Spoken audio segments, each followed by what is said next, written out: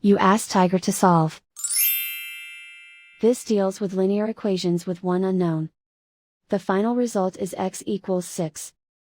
Let's solve it step by step. Simplify the expression. Multiply the fractions. Break up the fraction. Find the greatest common factor of the numerator and denominator. Factor out and cancel the greatest common factor. Swap sides.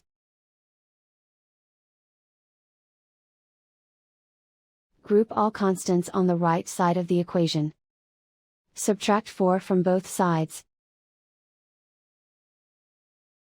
Simplify the arithmetic.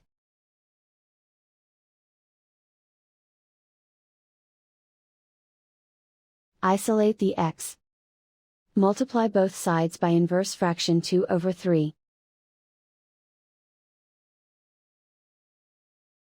Group like terms. Multiply the coefficients. Simplify the fraction.